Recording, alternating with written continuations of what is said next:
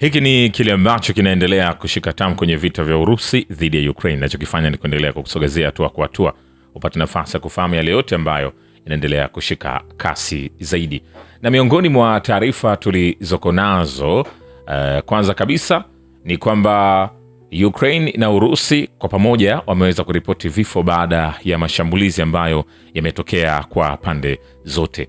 Ukraine na Urusi zimeripoti kutokea vifo kufuatia mashambulizi ya kila upande dhidi ya mwingine kwenye makabiliano ya usiku wa kuamkia Jumatano Januari 21. Raia watatu wametajwa kuuawa kwa mashambulizi ya Urusi kwenye mji wa kusini mashariki mwa Zaporizhia nchini Ukraine, kwa mujibu wa gavana Ivan Fedorov ambaye anasema mashambulizi hayo yamesababisha pia kukatika kwa umeme kwenye mkoa wake. Kwa upande wa Urusi, gavana mkoa Belgorod ameripoti kifo cha afisa mmoja wa usalama, huku vifo vingine viwili vikiripotiwa kwenye mkoa Bryansk. Kwingineko watu 8 wamejeruhiwa kufuatia mlipuko kwenye mji wa Urusi wa Adygea mashariki mwa Bahari Nyeusi.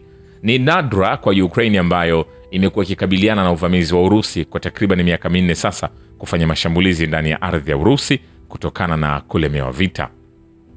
Sasa vile Urusi imeshambulia Ukraine kwa zaidi ya droni 300 na makombora katika shambulizi la usiku kwenye gridi yake ya umeme. Meya wa Kyiv Vital Klitschko anasema shambulizi hilo limesababisha kukatika kwa umeme katika zaidi ya majengo 5600 ya ghorofa kwenye mji huo mkuu. Vita hivyo vinaendelea kushika hatamu na ni vita ambavyo vimeleta athari hususan au sana kwa upande wa taifa la Ukraine ambaye ameonekana kupata changamoto kubwa mno. Sasa wakati hayo yanaendelea, kwingineko ni kwamba Volodymyr Zelensky amegairi safari yake ijayo kwenye jukwaa la uchumi duniani huko Davos baada ya mkutano wake uliopangwa na rais wa Marekani Donald Trump kushindikana, kulingana na mjumbe wa Verkhovna na Alexei Koncharenko. Koncharenko ambaye ameteuliwa kama gaidi na mkereketwa na Urusi alitoa maoni kuhusu hali hiyo kwa kejeli.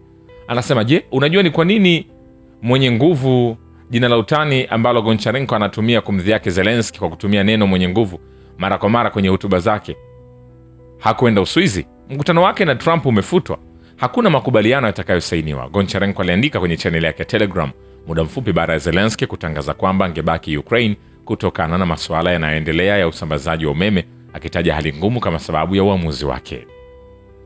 Hapo awali mwandishi wa habari wa Axios Barak Ravid alinukuu vyanzo vyake, aliripoti kwamba Zelensky bado anaweza kuhudhuria Davos ikiwa mkutano na Trump ungepangwa ili kusaini mpango wa ujenzi mpya wa Ukraine baada ya vita.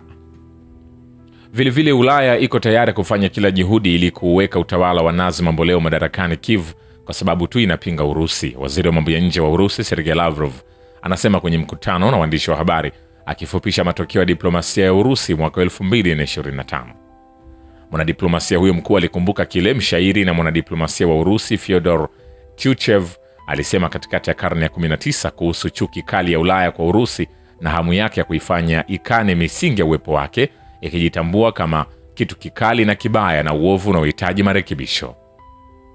Lavrov alibainisha kuwa alishangaa kusoma kile viongozi wa sasa wa Ulaya wanasema na kuona mipango wanayopanga ili tu kuhifadhi utawala unaowachukia Urusi lakini ulio chini yao, ambao unakumbatia mawazo na desturi za Nazi na mara moja ulileta utawala wa Hitler kwenye mahakama ya Nuremberg.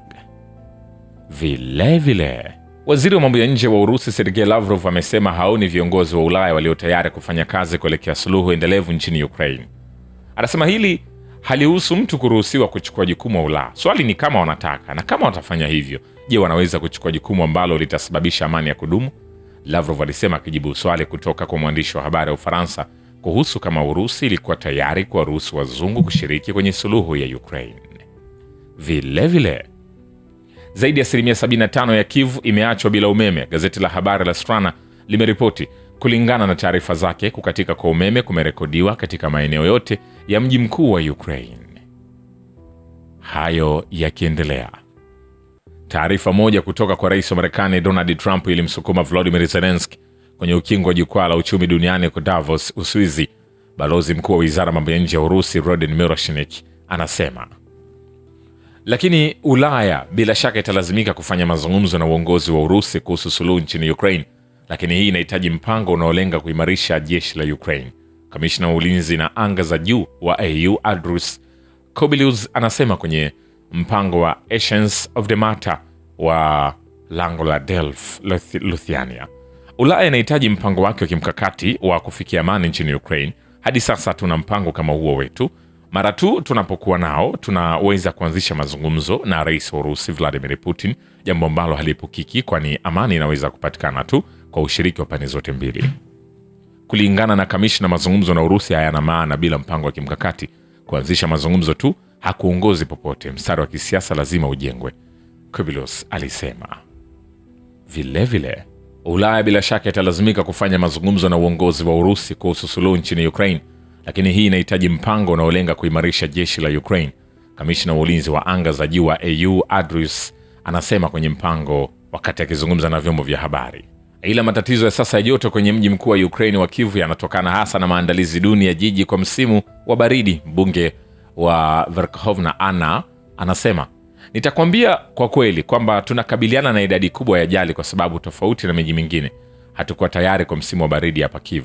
Mabomba yanaendelea kupasuka. Angalia tu idadi ya majengo ya makazi yaliyoachwa bila kupashwa joto. Kila mtu anaganda.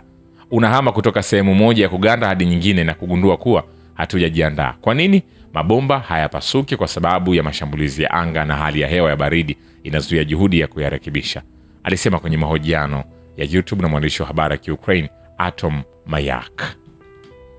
Lakini Zelensky amesema kwamba haamini mazungumzo ya suluhu na Marekani yamefikia kikomo kufuatia mkutano usio na tija na ujumbe wa Marekani huko Miami mnamo Januari 17, ambapo pande hizo zilishindwa kukubaliana kuhusu mawasiliano na Rais Donald Trump huko Davos kwa ajili ya kusaini hati mbalimbali.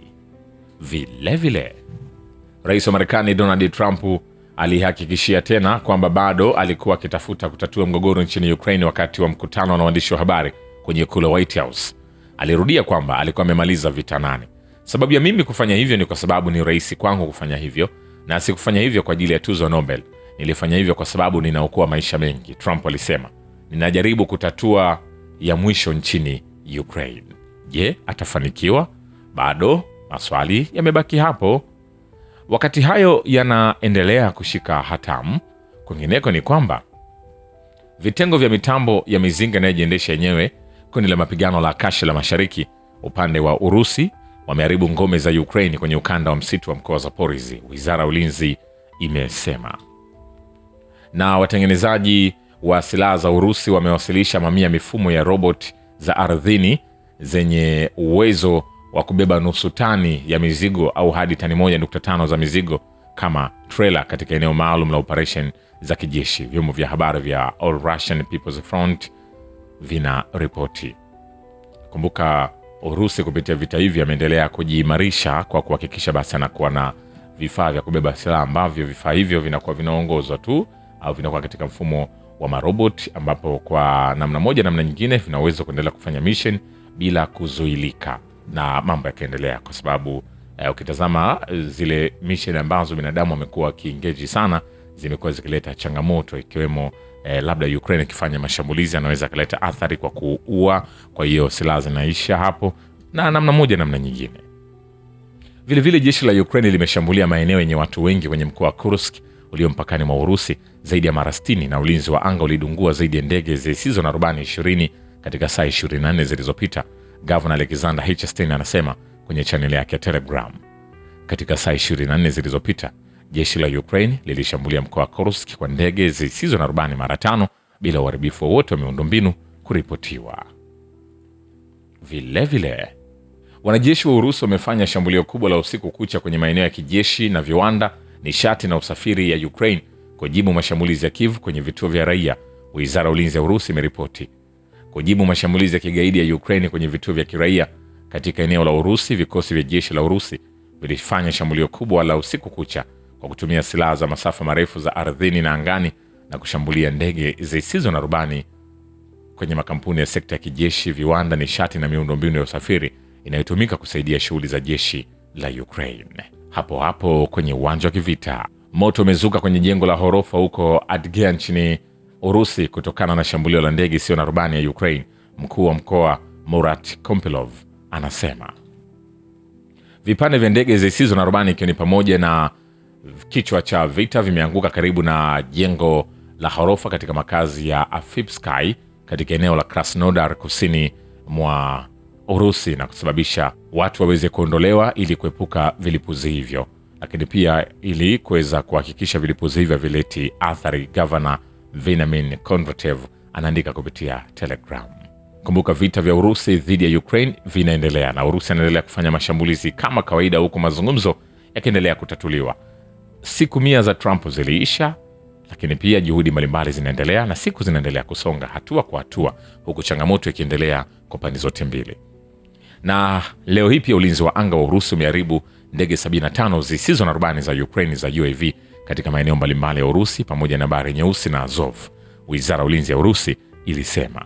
Shukrani kwa Baba wa Kivita ni Historia ya Dunia. Mimi ni Richard Shio, The Rich Voice. Ni follow Instagram na TikTok kama Rich Voice Official. Asante.